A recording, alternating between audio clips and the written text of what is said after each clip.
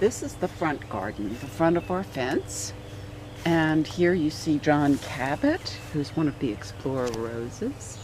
And in the back, the white is Seafoam, and it's accompanied by the purple is Baptisia. And behind it, the purple rose is Perennial Blue. And over on this side, you get a better view of Betty Corning the clematis and another purple Skyliner rose.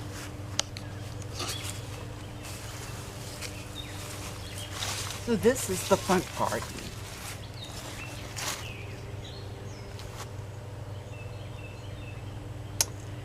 In this front bed, here I have Frontenac, which is sort of like the Explorer rose. It's a very hardy rose.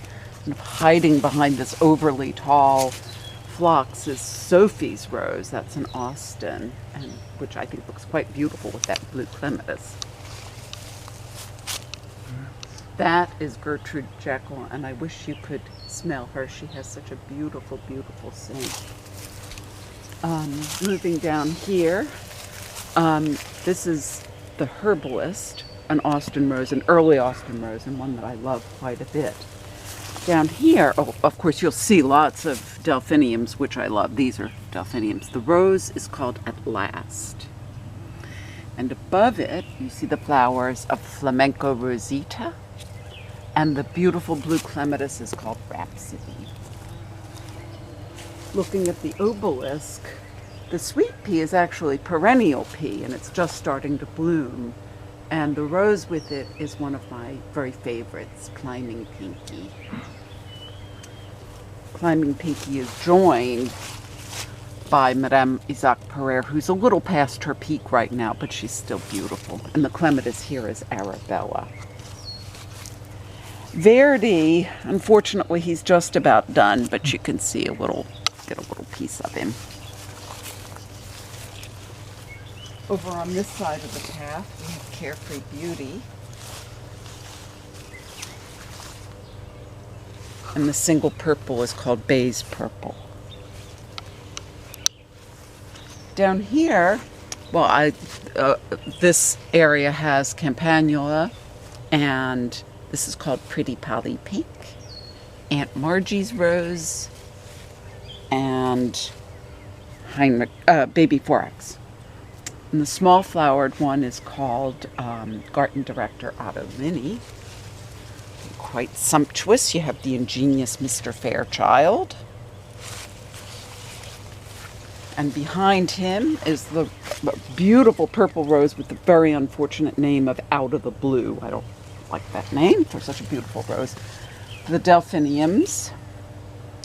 And over here we have delphinium, campanula, and the purple rose is called Plum Perfect. If you look in the back, you can see above is Ispahan. And then moving down, the purple is Twilight Zone.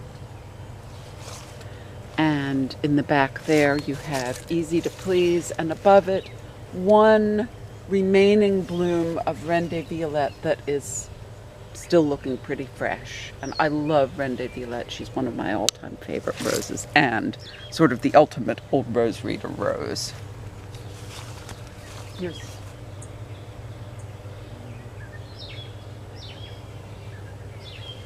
you can get here some better flowers on Verdi, so you can get, I like to point out the composer roses, needless to say, and a very sort of sumptuous flower on Young Lycidas.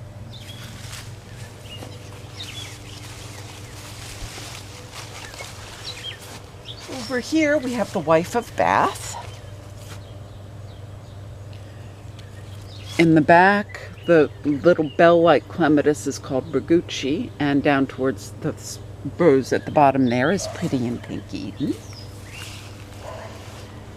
And now you get another view of sort of just the whole picture of the garden.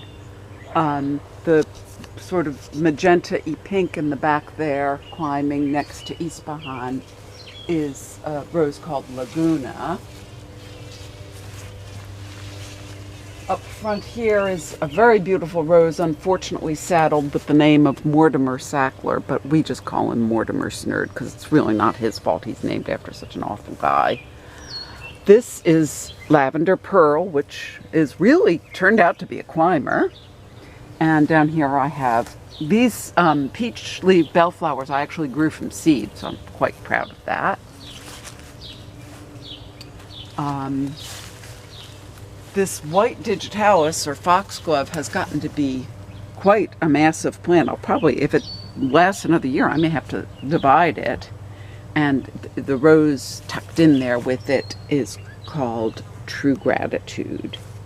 And the climbing mallow, as you see, has also gotten, well, not climbing mallow, but it actually is kind of acting like a climber, has gotten really big.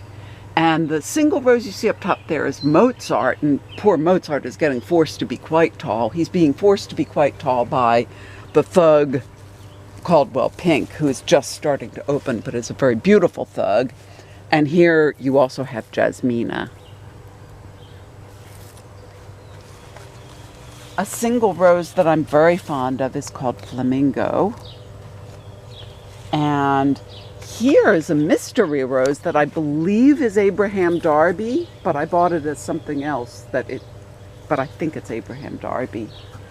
And as we pass through here, you get a sense of the arbor and Laguna.